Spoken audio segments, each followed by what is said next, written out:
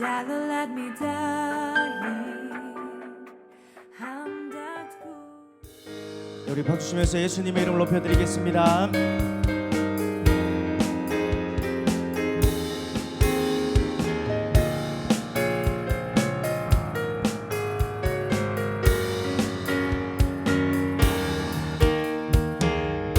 내가 발견한 참 소망 무엇보다 더 귀하신 나의 구원자 날 향해 오래 참으시고 오늘도 기다려주시는 나의 하나님 그 이름 예수 그 이름 예수 나의 마음을 다해 찬양해 죽음에서 생명으로 나의 영혼을 구하셨네 그 이름 예수 나의 삶을 다해 노래해 모든 나라 열방들이 참된 소망을 노래하리 그 이름 예수 큰 권세 주께 있으니 큰 권세 주께 있으니 큰 권세 주께 있으니 너는 가서 주의 복음 전하라 주가 너 항상 지키리 구원의 문은 넓게 열렸으니 구원의 문은 넓게 열렸으니 십자가 군병 일어나거라 너희의 힘을 하나로 뭉쳐서 죄악의 쇠사슬을 끊어라 큰 권세 주께 있으니 큰 권세 주께 있으니 너는 가서 주의 복음 전하라 주가 너 항상 지키리라 온 천하 만민 승리의 그날을 영광과 찬송 주께 드리네 속죄함 입어 구원받았으니 기쁘게 할렐루야 부르세 큰 권세 주께 있으니 큰 권세 주께 있으니 너는 가서 주의 복음 전하라 주가 너 항상 지키리 큰 권세 주께 있으니 권세 주께 있으니 큰 권세 주께 있으니 너는 가서 주의 복음 전하라 주가 너 항상 지키리라 아멘.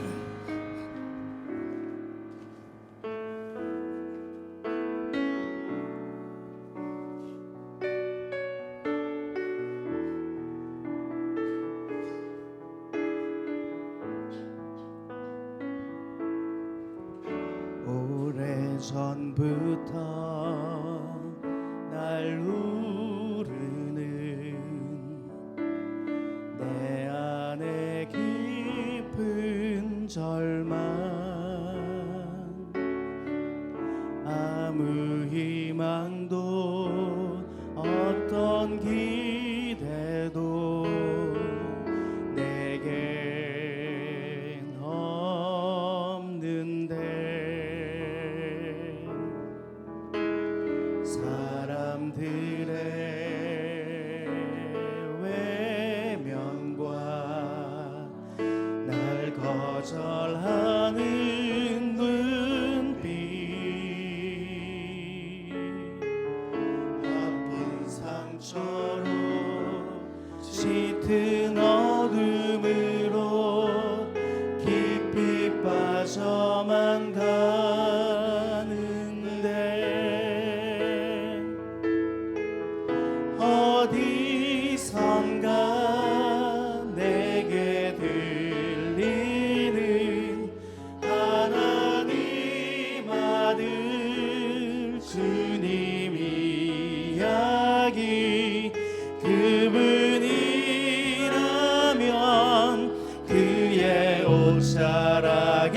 옷자락이라도 내 마지막 소망이니 주님을 만났네. 옷자락에서 전해지는 사랑 내게 임한 주님의 능력 날 누르는 아픔의 근원을 고치셨네. 날 바라보시네.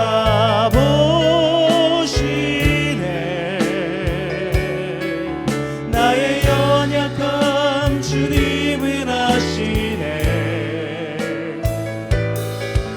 깊은 절망에서 날 자유케 하신 사랑 나 찬양해. 오래전부터 날 누르는 오래전부터 날 누르는 내 안에 깊은 절망 아무 희망도 어떤 기대도 내겐 없는데 사람들의 외면과 날 거절하는 눈빛 아픈 상처로 짙은 어둠으로 깊이 빠져만 가는데 어디선가 내게 들리는 하나님 아들 주님 이야기 그분이라면 그의 옷자락이라도 내 마지막 소망이니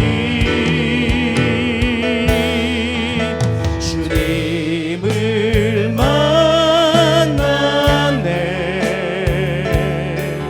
옷자락에서 전해지는 사랑 내게 임한 주님의 능력 날 누르는 아픔의 근원을 고치셨네.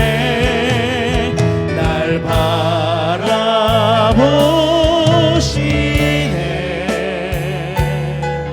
나의 연약함 주님은 아시네.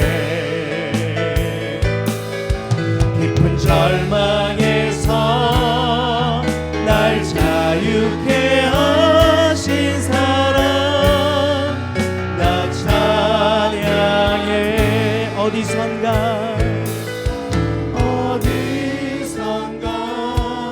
내게 들리는 하나님 아들 주님 이야기 그분이라면 그의 옷자락이라도 내 마지막 소망이니 주님을 만났네. 옷자락에서 전해지는 사랑 내게 임한 주님의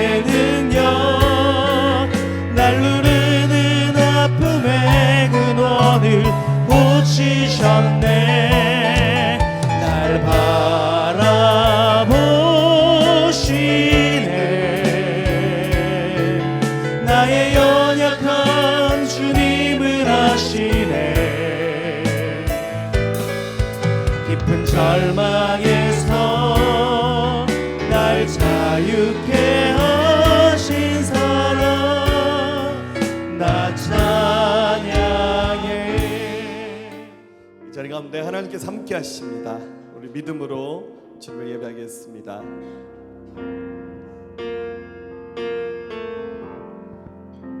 지극히 높으신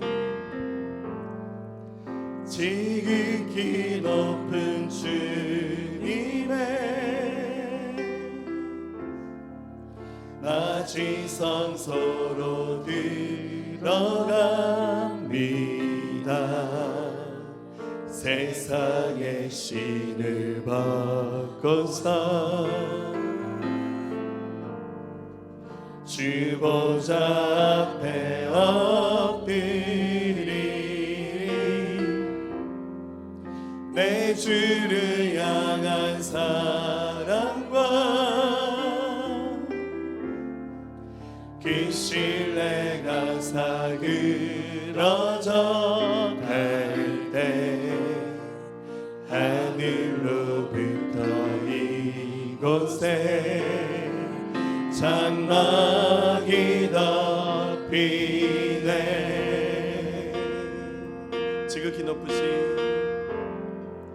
지극히 높은 주님의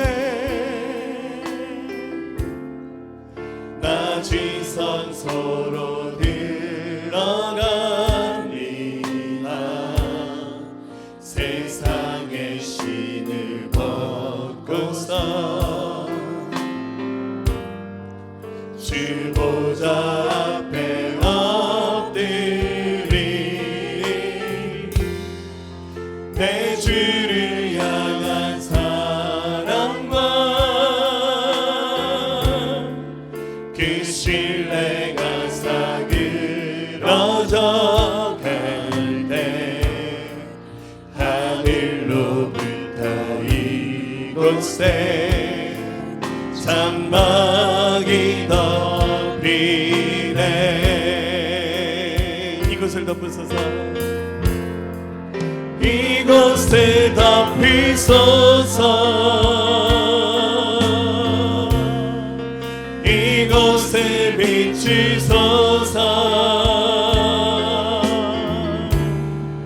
내 안에 무너졌던 모든 소망 다 회복하리니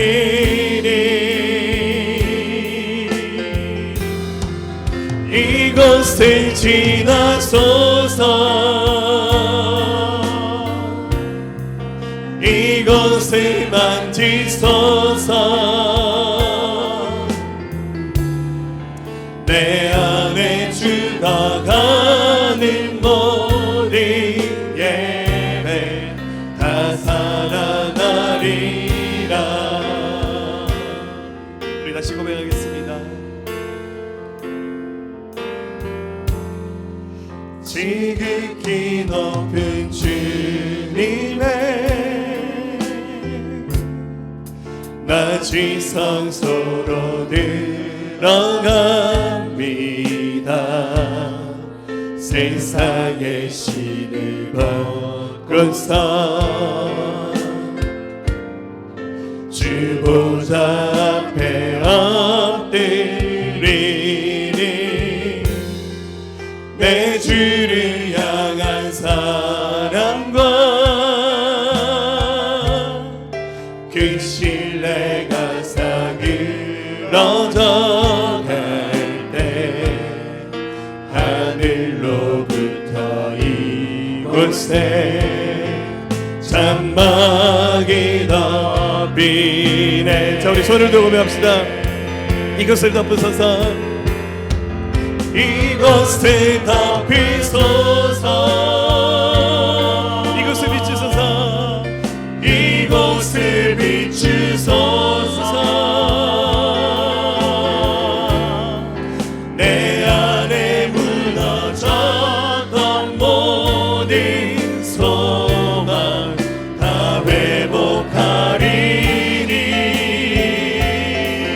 이곳을 지나소서. 이곳을 지나소서.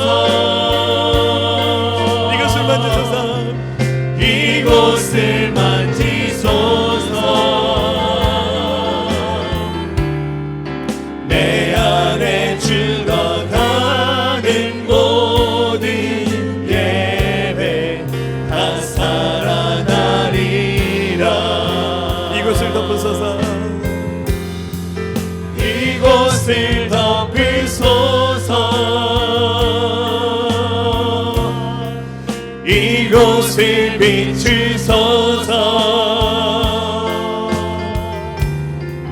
내 안에 무너졌던 모든 소망 다 회복하리니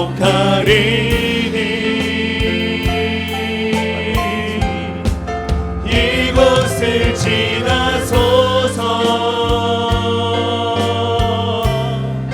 이곳을 만지소서.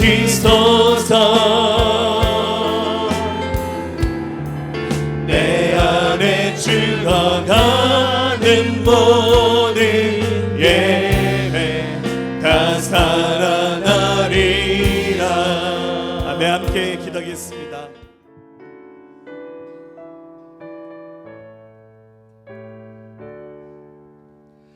하늘에 가득한 영광의 하나님, 온 땅에 충만한 존귀하신 하나님, 생명과 빛으로 지혜와 권능으로 언제나 우리를 지키시는 하나님, 성부와 성자와 성령 삼위의 하나님,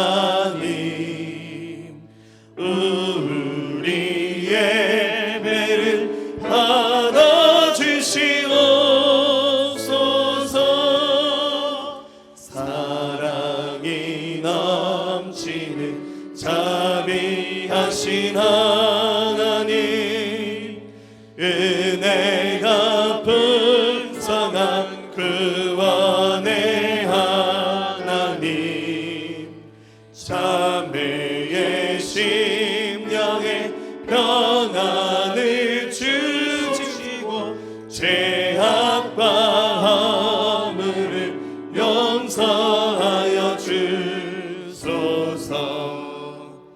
찬송과 영광과 생명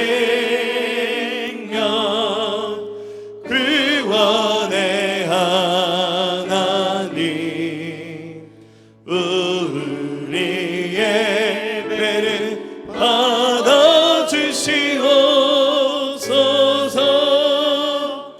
연약한 심령을 굳게 세워주시고 우둔한 마음에 지혜롭게 하시고 주의 뜻 받들어 참되게 살아가며 주 말씀 따라서 용감하게 하소서. 권능과 지혜와 사랑 은혜의 하나님, 우리 예배를 받아주시옵소서.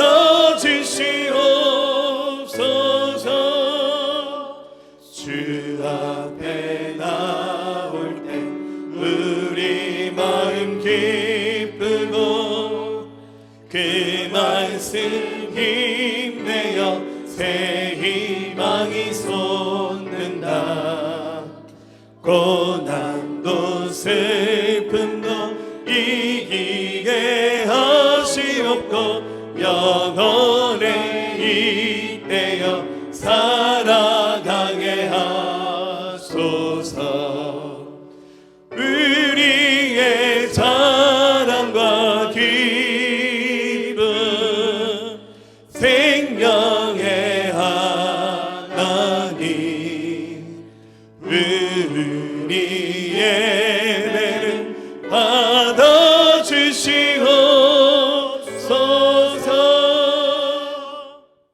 사랑의 하나님, 만물이 익어가는 풍성한 가을, 아름다운 자연을 허락하시고 그 자연의 질서를 통해 창조의 섭리를 알게 하시니 감사합니다.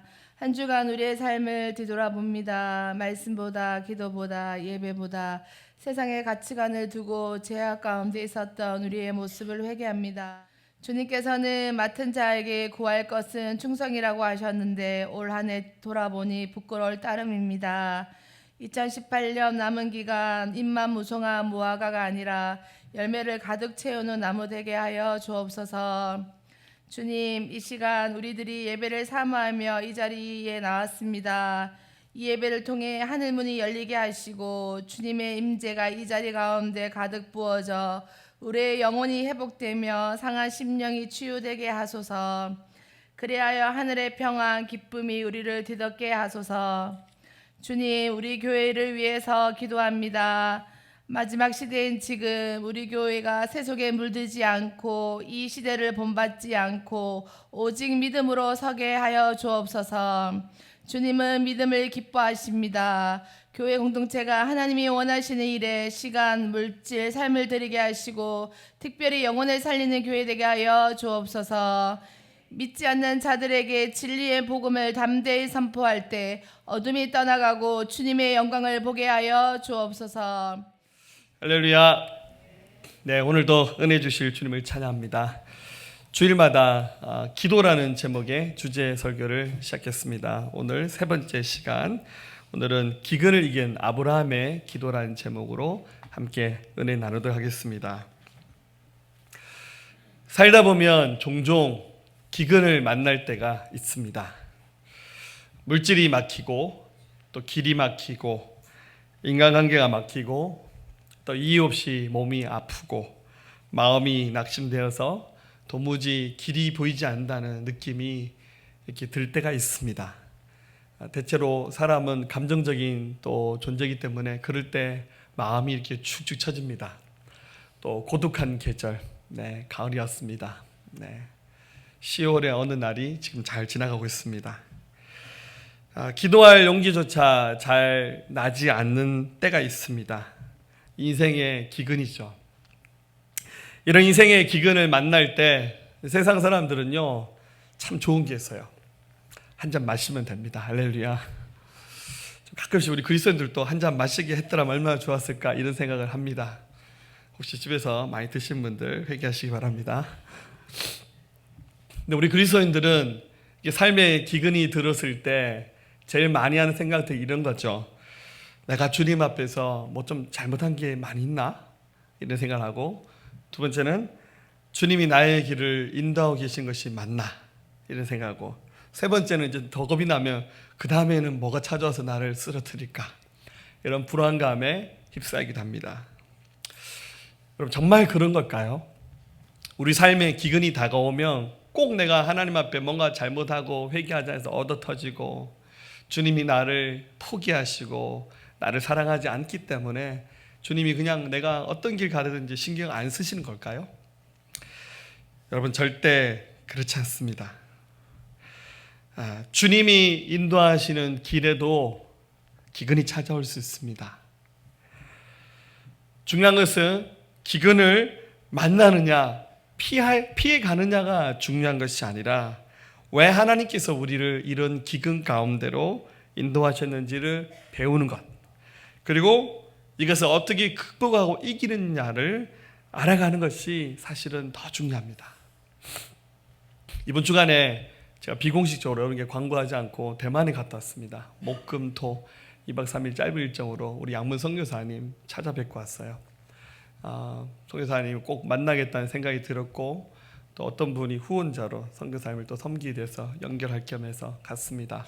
여러분 아시죠? 우리 선교사님 중국에서 거의 20년 넘게 사역을 하다가 중국의 지금 시진핑 체제에서 기독교를 굉장히 많이 박해해서 갑자기 하루아침에 쫓겨났어요. 정말 20년 동안 했던 사역 모든 것을 다 내려놓고 와서 여기 와서 고민을 하면서 그냥 어느 날 갑자기 저한테 미국에 가겠다 그러더라고요. 제 속마음에는 미국 아닌데, 혹시 지금 이 방송을 보고 있는지 모르겠지만 자주 우리 교회 라이브 방송 보시는 것 같아요. 미국 간다 그럴 때 미국은 아닌데 참 또 마음이 낙심한 상태에서 말리긴 그렇고, 근데 미국에 인터뷰 신청했는데 인터뷰에서 떨어져 버렸어요. 비자가 안 나왔어요. 그래서 차선책으로 사선책으로 중국어를 가장 많이 쓰는 대만으로 가겠다 할 때 저 속으로 잘 됐다. 어서 가시라고. 갔는데 아직은 아무것도 돼 있지 않아요. 제가 가보니까 대만 물가가 굉장히 비싸더라고요. 예, 물가 너무 비싸더라고. 선교사님 식구랑 저희랑 한번 밥 먹고 나니까 밥값이 한 20만 가까이 나오더라고요. 야, 장난이 아니구나 이 물가가. 사람들의 소득은 굉장히 낮은데 물가는 우리나라보다 거의 더 비쌀 만큼 굉장히 물가가 비싸더라고요. 그래서 지금 광야 생활하고 계시더라고요. 근데 또 우리 교회도 선교하는 또 여러분들도 돕고 우리도 아직은 좀 많은 필요가 있어서 확 이렇게 도와드릴 수는 없는 상황에서 이런 때가 선교사님에게는 기근이구나. 앞에서는 이런 얘기 하지 않았어요. 할렐루야. 앞에서 이런 얘기하면 좀 실례니까 속으로 하나님께서 일하고 계시는구나 라는 생각이 들었습니다. 여러분 삶에 기근을 당할 때 왜입니까? 왜입니까? 라는 질문을 많이 하는데요. 여러분 왜입니까? 라는 질문보다는 좀 더 큰 그림을 보셔야 됩니다. 여러분 작은 그림을 보면 비극이죠. 그러나 큰 그림을 보면 하나님께서 희극을 보게 하시는 겁니다. 할렐루야. 거꾸로 하시면 안 돼요. 작은 그림은 희극인데 큰 그림은 비극이다. 그건 여러분 하나님의 섭리를 안 믿는 거예요. 그 순간 그때 그 사건 그 사람 그 환경 속에서는 비극처럼 인생의 기근이라고 느낄 수 있지만 큰 그림을 보게 하시는 하나님의 섭리 앞에서 우리는 더 겸손해져야 되고 믿음의 자세를 가져야 될 줄로 믿습니다. 오늘 성경에 소개되고 있는 믿음의 사람 아브람, 얼마나 믿음이 좋았던지 아브람의 별명은 믿음의 사람, 믿음의 조상입니다. 그래서 성경 전체에서 믿음하면 1번으로 생각나는 사람이 아브람이에요. 그런데 이 아브람의 삶에도 기근이 찾아왔어요. 이 기근이 자기 마음대로 살았고 하나님 앞에 죄짓고 회개하지 않아서 찾아온 기근이 아니에요. 하나님 말씀대로 했지만 그의 삶에 이유도 알 수 없고 해결할 방법도 알 수 없는 기근이 찾아왔습니다. 여러분 알다시피 아브라함을 하나님께서 부르셨는데 꽤 늦은 나이에 부르셨어요. 그의 나이가 75세였을 때. 좀 늦가게 신자였죠. 75세가 된 아브라함을 하나님 부르시면서 아브라함아 창세기 12장 1절 2절 읽어볼까요? 시작. 여호와께서 아브라함에게 이르시되 너는 너의 고향과 친척과 아버지의 집을 떠나 내가 내게 보여줄 땅으로 가라. 내가 너로 큰 민족을 이루고 내게 복을 주어 내 이름을 창대하게 하리니 너는 복이 될지라. 아멘. 굉장한 말씀이죠. 나이 75세가 된 아브라함에게 고향과 친척과 아버지의 집을 떠나서 내가 너에게 지시할 땅으로 가라. 여러분 이 아브라함은 페르시아 땅에 살고 있었거든요. 근데 하나님이 지시할 땅은 우리가 말하는 가나안 땅, 지금의 팔레스타인, 이스라엘인 땅입니다. 하나님이 그 땅으로 나라를 옮기고 다른 민족이 있는 그 사이 속으로 들어가라 했는데 이게 여러분들 20살 된 청년에게 그런 얘기하면 겁없이 할 수 있어요. 지금이라도 여러분들 우리 20살 된 청년에게 아프리카 가서 살아라 그러면 그래도 용기 있는 친구들은 가잖아요. 근데 아브라함은 나이가 75세였어요. 그리고 안타깝게도 그 나이 될 때까지 자식이 하나도 없었어요. 그리고 사람은 나이가 차면 인생의 마지막을 늘 생각합니다. 죽음에 대해서도 진지하게 생각해보고 남아있는 인생을 어떻게 살 것인지에 대해 고민을 하죠. 그런 아브라함이 고민하다가 하나님 말씀에 순종해서 이 말씀대로 자기가 살던 그 정든 땅을 떠나서 하나님 약속하신 그 땅 가나안 땅으로 이주하기 시작했습니다. 그 모든 것들은 네가 가지고 있는 경험과 또 이 땅에 살아가는 일종의 노하우들을 다 내려놓고 지금 이 순간부터는 내가 너에게 가르쳐준 방법 그대로 살아라. 하나님의 말씀을 따라 살아가는 삶, 순종하는 삶, 이것은 믿음으로 살아가는 삶이에요. 하나님 아브라함에게 믿음으로 살아라라는 말씀을 주셨습니다. 너무나도 정확하고 분명하게 도저히 의심할 수 없는 분명한 메시지로 아브라함에게 말씀을 하셨어요. 그래서 어렵게 아브라함이 이 가나안 땅으로 이주해서 왔습니다. 그러면 어떻게 됩니까? 발을 딱 내딛는 순간 모든 것이 일사천리로 척척 그냥 뭐 앞에 장애물은 없어야 돼요. 인생에 태클 거는 사람도 없어야 되고 막 다 좋아야 돼요. 그런데 이게 웬일입니까? 가나안 땅에 왔는데 달라진 것은 하나도 없고 오히려 원래 살던 땅의 형편보다 더 상황이 안 좋았습니다. 그게 이제 10절 말씀인데 한번 볼까요? 시작. 그 땅에 기근이 들었으므로 아브라함이 애굽에 거류하려고 그리로 내려갔으는 이는 그 땅에 기근이 심하였습니다. 그 땅이란 말은 가나안 땅을 말하는 거예요. 아브라함이 가나안 땅 쪽으로 이제 내려왔어요. 물론 지금 우리가 아는 예루살렘 쪽으로 온 건 아닌데요. 가나안 땅에 딱 들어와서 봤는데 이 가나안 땅이 지금 이스라엘 땅이 우리나라 한 강원도만한 크기인데요. 이 지역은 대체로 비가 많이 안 오는 곳입니다. 아마 강수량이 우리나라의 한 3분의 1도 되지 않을걸요. 나라 전체가 비가 그렇게 많이 오지 않는 땅이에요. 이 땅을 돈 주고 샀습니까? 빌렸습니까? 아니죠. 그냥 왔어요. 왔는데 비도 안 오고 땅이 메말라가고, 그리고 아브라함의 원래 직업은 목축업이었습니다. 양떼, 소떼를 끌고 다니는데 이 짐승들이 한번 물을 마시면 얼만큼 먹어도 되겠습니까? 사람들이야 좀 점잖아서 그거 좀 참을 수도 있지만 소떼, 양떼들, 자기 스라에 자식은 없었지만 일하는 종들도 꽤 많았어요. 그런데 이 가나안에서 하루하루 버티는 것이 너무 힘들었어요. 그래서 아브라함이 생각하기를 분명히 주님이 가라고 해서 왔는데 이게 뭔가, 왜 이렇게 기근이 찾아왔고, 여러분 농사라는 게 그렇잖아요. 씨 뿌리면 그 다음날 바로 거두는 게 아니잖아요. 한번 씨를 뿌리면 그 중간에 햇빛도 내리고 비도 오고 이게 자라서 거둬야 제대로 된 그 수확물 얻을 수 있잖아요. 적어도 여러분들 한번 농사 지으려면 한 반년은 기다려야 이 수확물 얻을 수 있잖아요.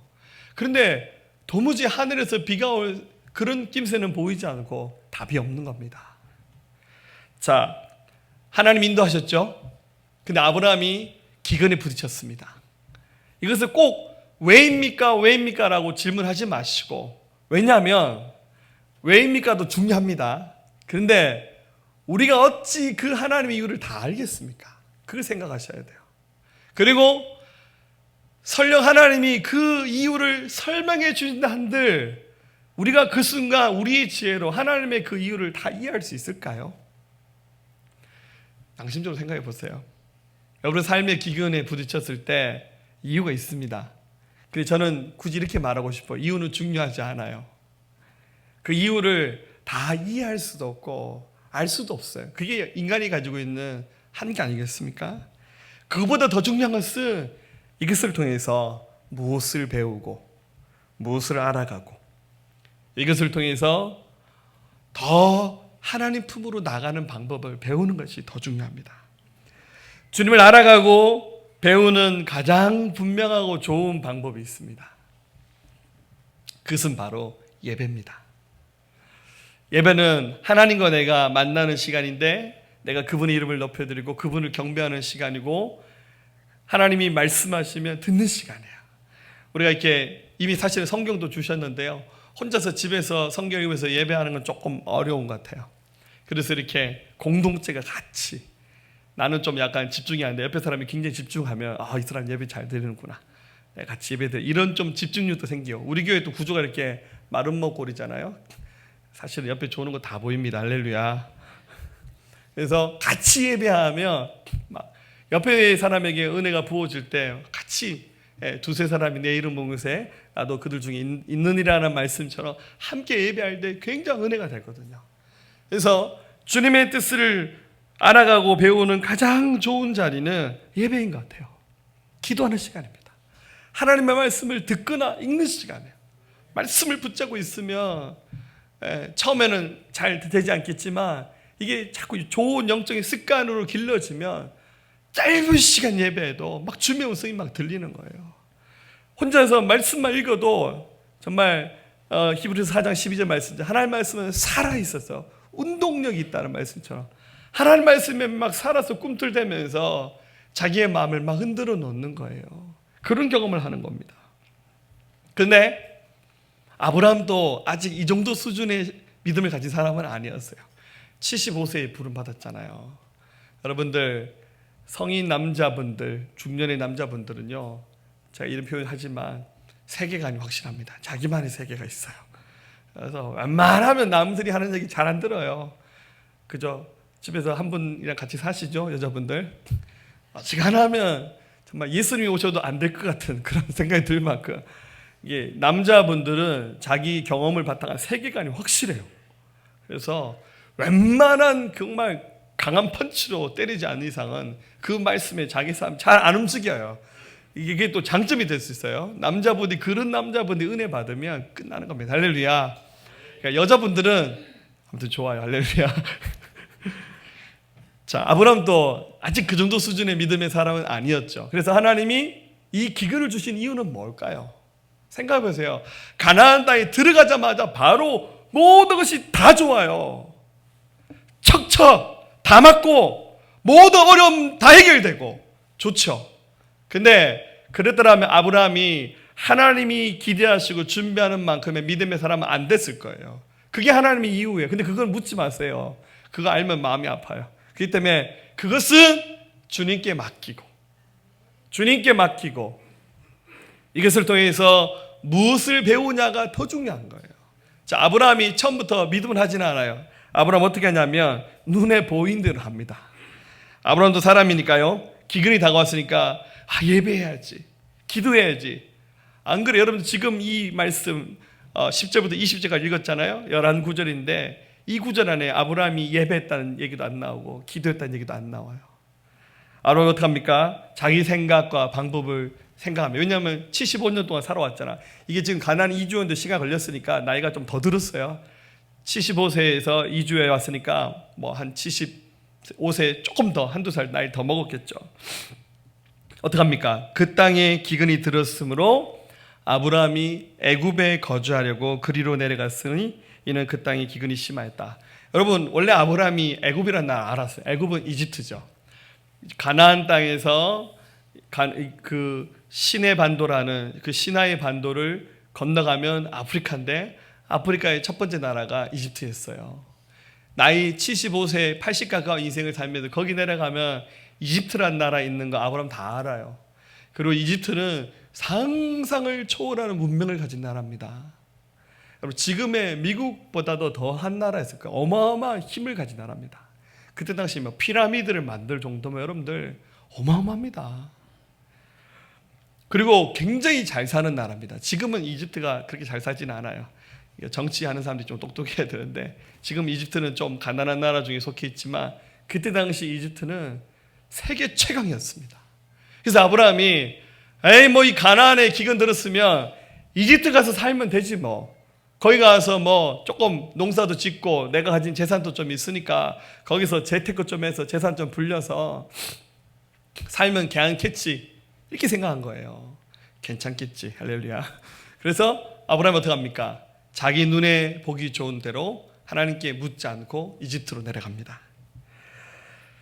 분명 하나님은 아브라함에게 내가 내게 보여줄 약속의 땅에 가서 거기 머물며 살라고 하셨어요. 거긴 바로 가나안 땅이었습니다. 지금 이스라엘 땅입니다. 하나님은 한 번도 이집트에 가서 그 일을 하라고 말씀하지 않으셨어요. 아브라함 어떻게 합니까? 비가 오지 않고 농사가 안 되고 기근이 드니까 그냥 눈에 보기 좋은 대로 자기 소견에 옳은 대로 생각하고 쉽게 결정해버렸습니다. 사랑하는 여러분, 기근이 다가왔을 때 여러분 그때는 다 상태가 안 좋아요. 제가 표현하기를 좀 영적으로 컨디션이 안 좋을 때는 중요한 거 결정하지 말라고 합니다. 그때는 그냥 하던 거 붙잡고 있어야 돼. 상태가 안 좋을 때 갑자기 뭘 때려치운다, 뭐 새로 하겠다 이러지 마세요. 뭘 바꾸겠다 그러지 마세요. 오판할 가능성이 많습니다. 그럴 때는 그냥 예배하는 일부터 시작해야 돼요. 기도하는 일부터 시작해야 되고 말씀이 있는 일부터 시작해야 됩니다.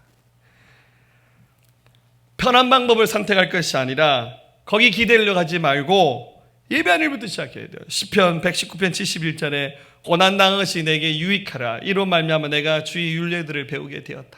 시편 기자도 그렇게 말했잖아요. 기근, 고난을 통해서 하나님을 배우는 거예요. 그러고 난 다음에 아브라함에게 찾아온 것은 두려움이었습니다. 믿음대로 안 하니까 그 다음에 찾아온 건 두려움이에요. 삑하고 그냥 애굽, 이집트로 갔습니다. 근데 그때부터 거기는 그래도 기근이 들지 않았어요. 굉장히 풍요로운 땅이었습니다. 아브라함이 기본 재산은 좀 있었거든요. 기근을 피해서 이집트로 갔으니까 거기서는 이제 이게 해결이 되잖아요. 그런데 그게 아닌 거예요. 일단은 아브라함이 기본 재산이 있다 보니까 이집트에서 뭐 자기를 초대해서 간 것도 아니고 그냥 갔잖아요. 갔는데 이집트에서 어떤 일을 맡을지 모르잖아요. 그런데 아브라함에게 믿음에 대한 기대보다는 두려움이 더 몰려오는 거예요. 이집트 가서 하면 괜찮겠나? 이 생각이 막 밀려들었는데 특히 또 아브라함이 쓸데없는 걱정에 빠지기 시작했습니다.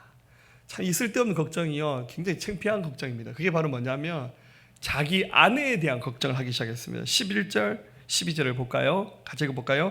그가 애굽에 가까이 이르렀을 때 그의 아내 사레에게 말하되 내가 알기에 그대는 아리따운 여인이라 애굽 사람이 그대를 볼 때 이르기를 이는 그의 아내라 하여 나는 죽이고 그대는 살리리니. 여러분 이 말씀 굉장히 편하게 읽으셨죠? 사실 이게 말이 안 되는 거거든요. 아브라함의 아내 사레의 나이가 10살이 적었어요. 그러니까 그 가나안 땅에 들어온 순간 사레의 나이가 65세였습니다. 그리고 이게 한 몇 년이 지났다고 계산하면 넉넉 잡아 70이에요. 근데 이제 아브라함이 내가 보기에 그대는 아리따운 여인이라. 그래서 사람들이 자기 아내를 그 미모에 반해서 그 아내를 데려가기 위해서 자기를 죽일까 하는 걱정이 휩싸이는 거예요. 한번 제가 동안미인 얼굴을 좀 찾아달라는데 이분이 60세가 넘은 분인가요? 잘 모르겠습니다. 일단 기본적으로 아브라함과 사레는 페르시아 계열에서 이렇게 왔기 때문에 여러분 원래 페르시아 여자들이 아름답거든요. 얼굴이 이쁩니다. 그래도 나이 70이 됐는데 그래도 이집트는 기본적으로 아프리카는 흑인들이에요. 여러분 이게 페르시아 사람들은 우리와 똑같은 아시아계입니다. 아시아 사람들이 나이가 들어도 좀 나이대가 좀 덜 나잖아요. 그래서 우리 단기 선교를 가면 에포 같은 데 가시면 그 현장 사람들 여러분 나이를 물어보면 깜짝 놀래요. 할렐루야. 우리 권사님들 가면 처녀로 착각해요. 할렐루야. 그 저보고 가서 물어보니까 저보고 20살이라 그러는 거예요. 제가 할렐루야 믿거나 말거나. 이게 유럽 사람이나 흑인들이 봤을 때 백인이나 흑인들이 봤을 때 우리 아시아 사람들이 좀 젊게 보이는 것은 좀 가능합니다. 그래도 70이잖아요. 좀 심하지 않나요? 근데 또 어쨌거나 사례는 결혼하고 난 이후에 출산을 하지 않았기 때문에 이게 좀 출산하지 않는 여인들이 좀 젊게 보이는 경향은 좀 있는 것 같아요. 다 그렇진 않지만. 그래서 아브라함이 자기 아내를 빼앗길지도 모르고 그리고 또 그것 때문에 자기가 죽을지도 모른다는 두려움이 휩싸이는 겁니다. 이게 정말 쓸데없는 기우죠. 여러분들 이게 믿음으로 하지 않으면 세상 사람들이 막 두려워요.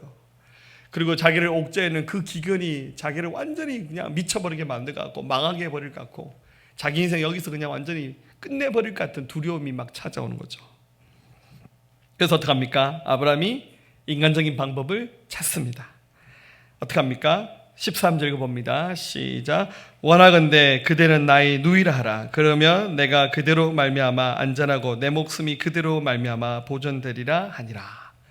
참 이게 말이 안 되는 방법을 찾아냅니다. 사람들에게 이제 아내에게 말합니다. 당신은 지금부터 내 아내가 아니고 내 여동생이라고. 사람들 물으면 나보고 여보 하지 말고 오빠 하라고 이렇게 시켰어요. 요즘 또 남편을 오빠로 부르신 분들 호적 정리 잘 하시기 바랍니다. 근데 여러분 이게 생각 자체가 잘못된 거예요. 자, 남의 집 아내라고 하면 그 자기 아내를 안 뺏어간다? 그리고 뺏어가더라도 자기가 남편이면 자기를 죽인다는 이 생각. 그리고 또 자기 아내가 만약에 여동생이라고 거짓말해서 여동생이라고 취해가면 자기는 만약 안 죽더라도 그러면 빼앗기는 자기 아내는 뭡니까? 이게 아브라함이 지금 자기 아내를 보존하겠다는 생각은 전혀 안 하고 자기만 살아남아야겠다는 궁리를 하면서 굉장히 인간적인 방법을 사용했어요. 이 인간적으로 말하면 굉장히 창피한 선택이었습니다. 이 사람이 누구냐면 믿음의 조상, 성경에 나온 넘버원. 믿음의 조상 아브라함도 굉장히 인간적인 방법의 발상을 통해서 문제를 해결하려고 했어요. 근데 더 웃기는 거는 애굽 사람들의 반응입니다. 14절 15절 보세요. 아브라함이 애굽에 이르렀을 때 애굽 사람들이 그 여인이 심히 아리따움을 보았고 바로의 고관들도 그를 보고 바로 앞에 칭찬함으로 그 여인을 바로의 궁으로 이끌어들인지라. 저는 좀 해석이 안 되는 부분입니다. 네, 아무튼 사례가 예쁘긴 예뻤나 봐요. 근데 그 아름다움을 보고 그 신하들이 왕에게조차 그 새로운 저기 페르시아에서 온 그 남매가 있는데 그 동생이 진짜 이쁘더라. 사실 민증을 까보면 나이 70이에요. 할렐루야. 그거예요. 네. 그래서 어떡합니까? 사람들이 찾아와서 당신 여동생을 바로의 뭐 후궁 정도 되겠죠. 여자로 삼을 테니까 보내주시오. 그러면서 조금 미안하니까 돈은 얼마든지 주겠어.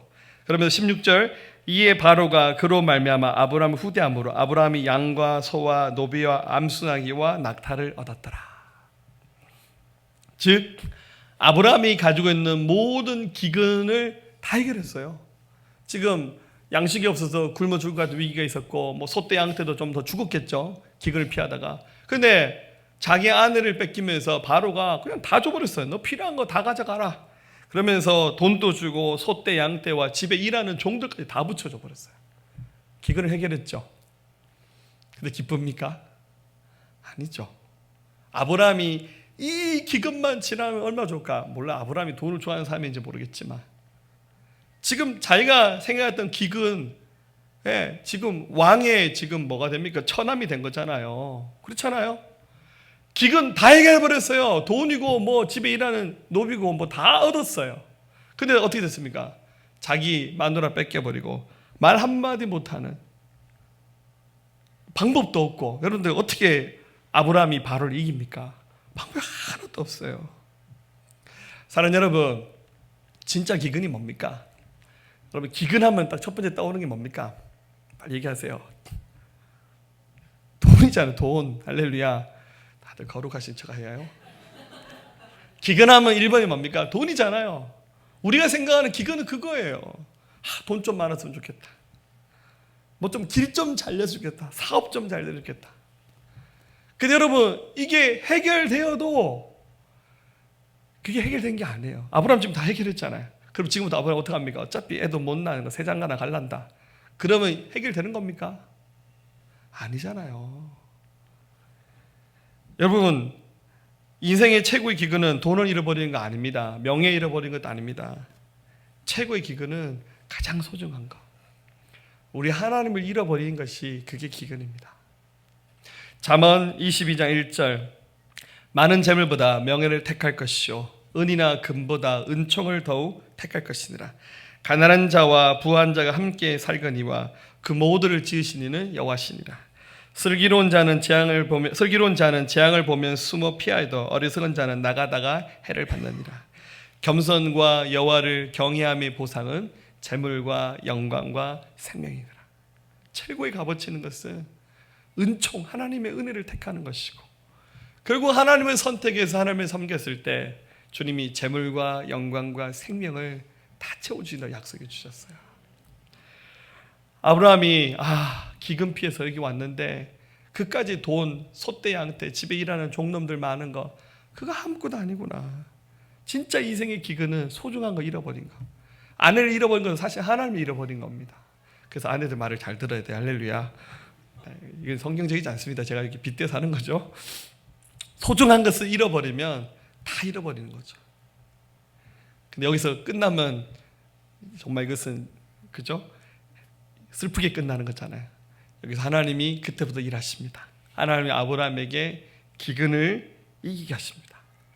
하나님이 갑자기 그 이집트의 왕을 당시 바로로 불렀는데 그 파라오의 꿈에 나타나셨어요. 여러분 이 바로는 하나님을 섬긴 사람이 아니에요.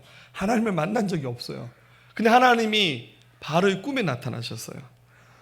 꿈에 나타나셔서 야, 네가 지금 데리고 있는 여자는 아브라함의 여동생이 아니라 그 사람 아내야. 네가 뭔데 남의 집 여자를 데려다가 네 마누라 삼냐면서 얼른 빨리 데려다 줘라고.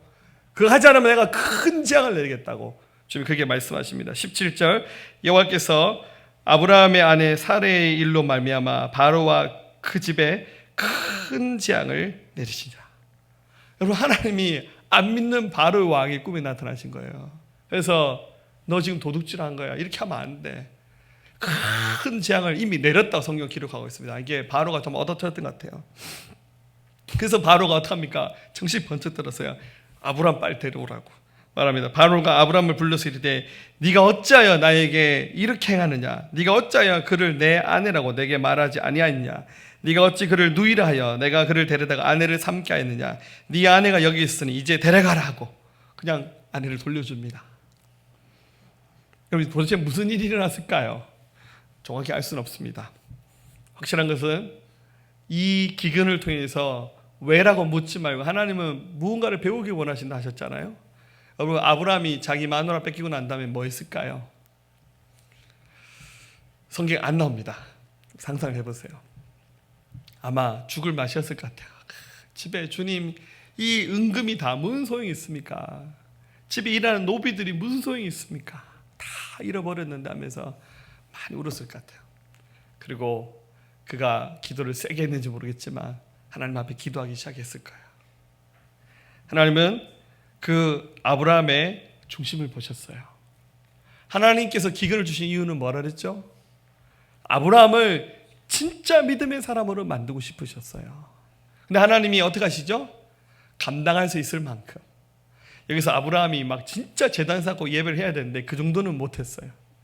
하나님이 아브라함이 감당할 수 없는 수준 되니까 거기서 스톱하시는 거예요.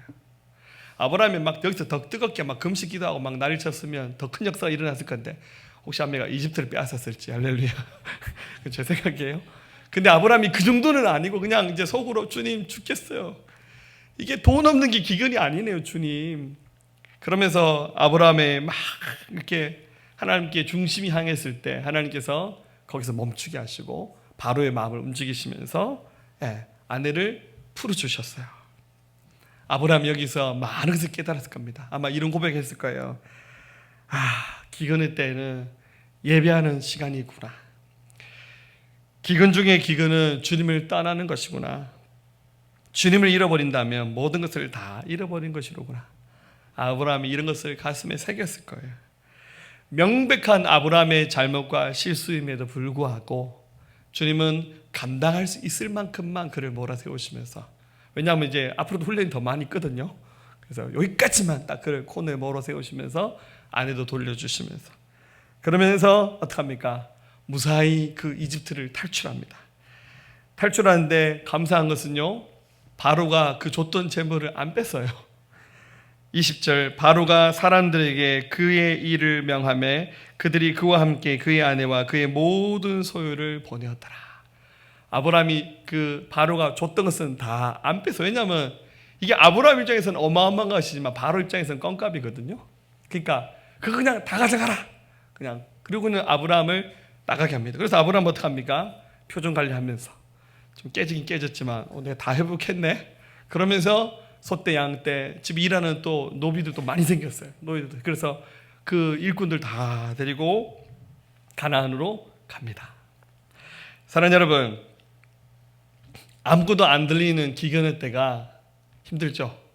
그렇지만 기근의 때는 우리 인생 최고의 찬스입니다. 세상 사람들은 기근이 망하는 때예요. 하지만 우리는 믿음의 사람이잖아요. 기근의 때는 예배하며 하늘 문이 열려지는 때입니다. 기근의 순간은 우리가 정말 주님을 만날 수 있는 순간입니다.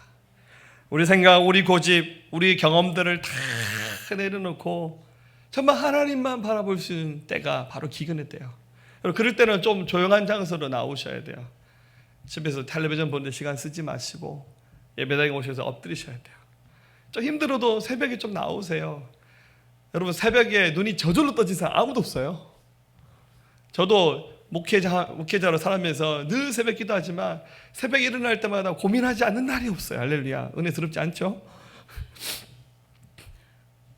늘 잠과 싸워야 되고 피곤함과 싸워야 되고 우선순위와 싸워야 되고 우리 게으름과 나태함과 싸워야 돼요. 그러면서 일어나는 거예요.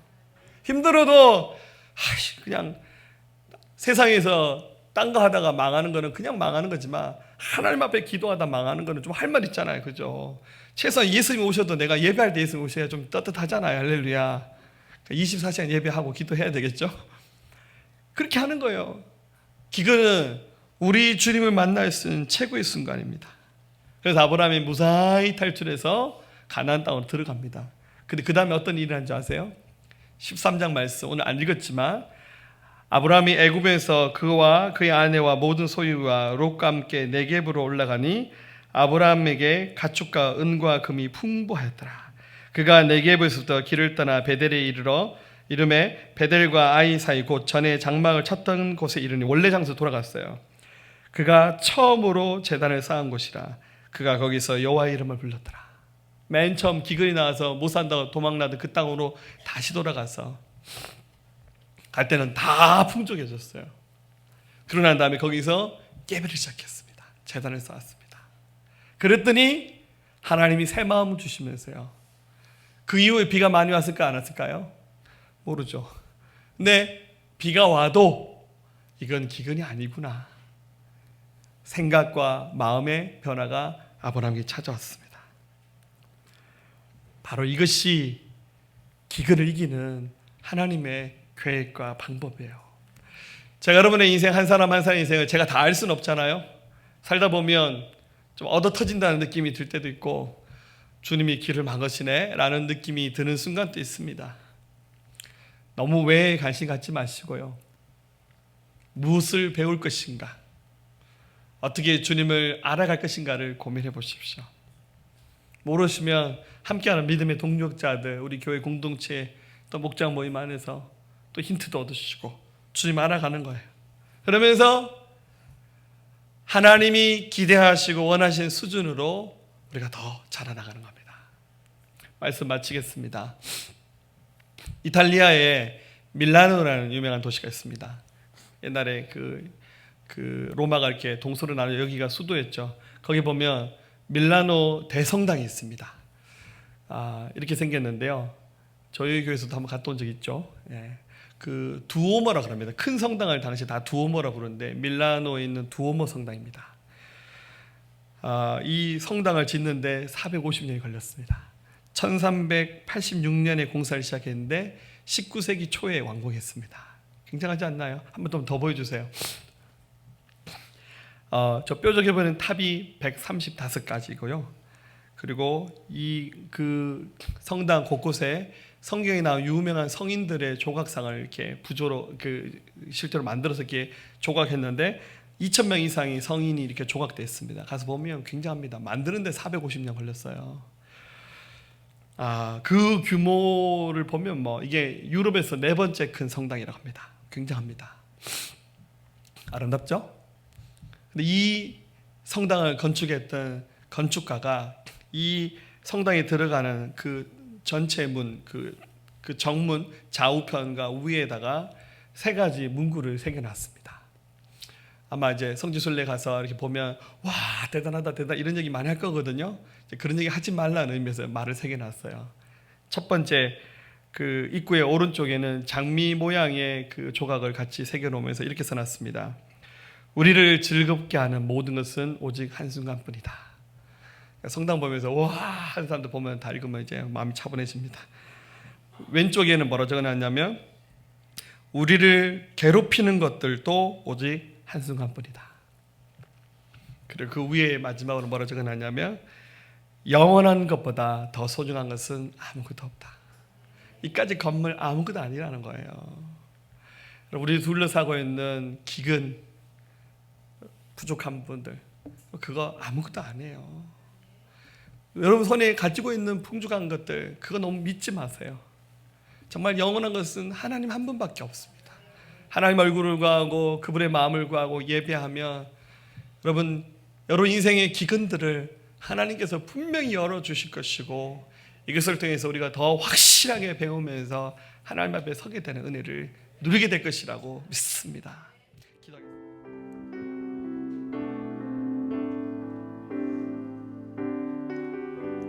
나의 갈 길 다가도록 나의 갈 길 다가도록 예수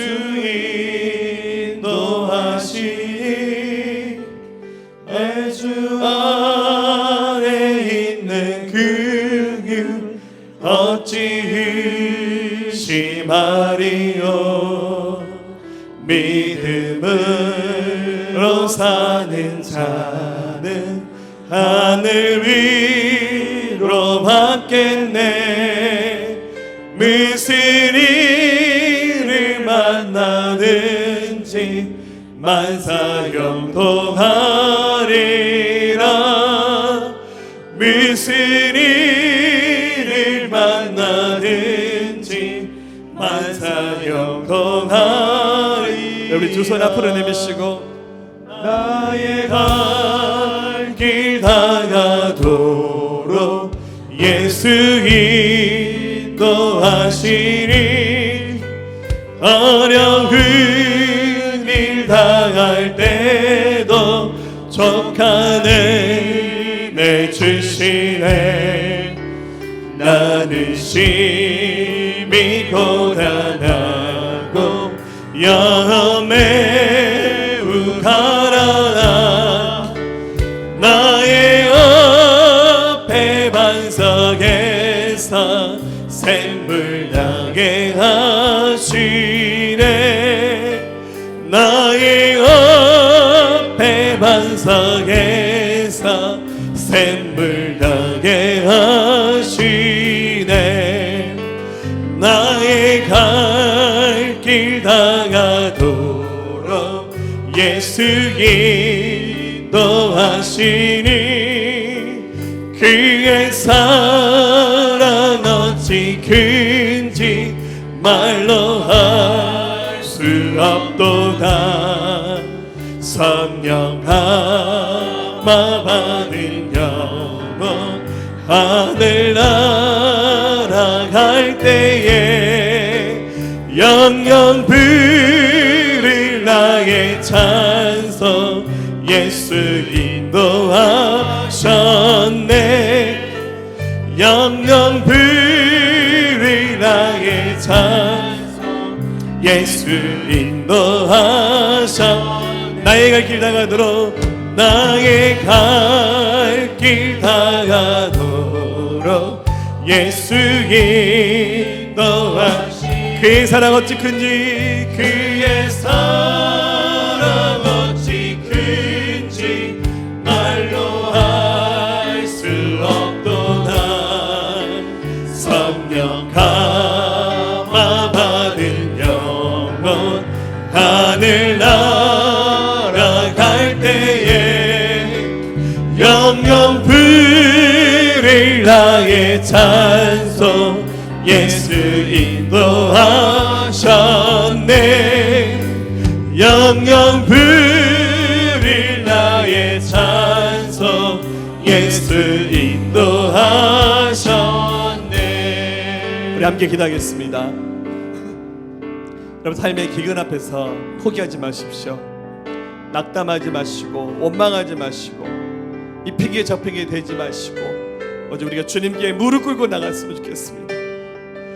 하나님께서 하늘의 문 여시고 우리의 기도를 들으시고 우리를 위기와 환난 가운데 건져내시면서 우리를 더 강하게 만들어 주실 겁니다. 우리 믿음의 눈이 열려지기 원합니다.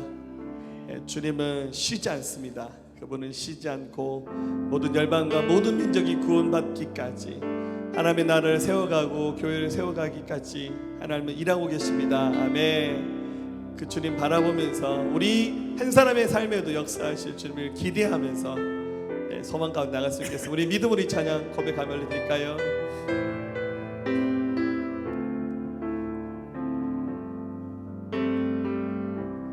날이 저물어 갈 때 날이 저물어 갈 때 빈들에서 걸을 때 그때가 하나님의 때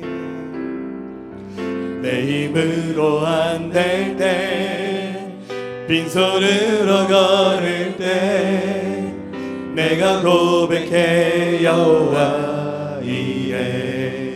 날이 저물어 갈 때 날이 저물어 갈 때 빈들에서 걸을 때 그때가 하나님의 때 내 힘으로 안 될 때 내 힘으로 안 될 때 빈손으로 걸을 때 내가 고백해 여호와 이래. 주가 일하시네 주가 일하시네 주가 일하시네. 주께 아끼지 않는 자에게 주가 일하시네. 주가 일하시네. 신뢰하며 걷는 자에게 주가 일하시네. 주가 일하시네.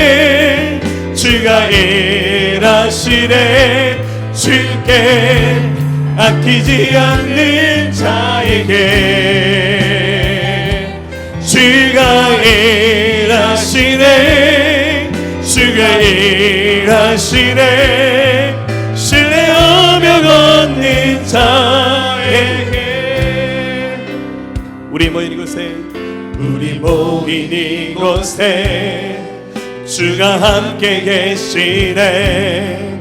누리네 아버지 은혜. 적은 떡과 물고기 내 모든 것 드릴 때 모두 고백해 여호와 이래. 자, 우리 다 같이 손을 들고 우리 모인 이곳에 우리 모인 이곳에 주가 함께 계시네. 누리네 아버지 은혜. 적은 떡과 물고기 내 모든 것 드릴 때 모두 고백해 여호와 이래. 주가 일하십니다. 주가 일하시네. 주가 일하시네. 주께 아끼지 않는 자에게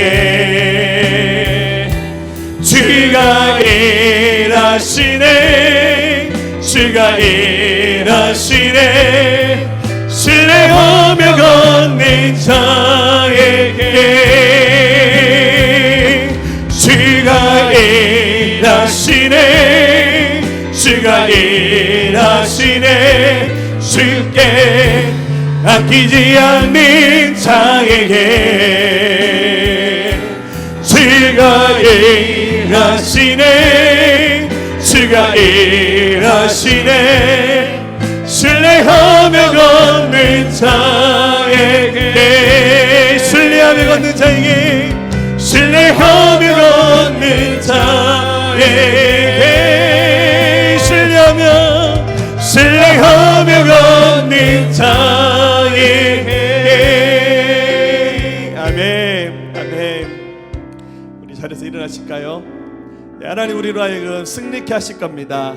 네, 우리가 그분을 신뢰하는 마음들이 변함없다면 이것 또한 지나갈 것입니다. 아멘. 믿음으로 삶의 모든 기근을 이기시고 아브라함이 경험했던 풍부한 은혜들을 누리시기를 축복합니다. 풍랑과 기근 앞에 휘둘리지 않게 하시고 오직 하나님을 선택하고 하나님을 예배하는 하나님의 사람들 되게 하여 주시옵소서.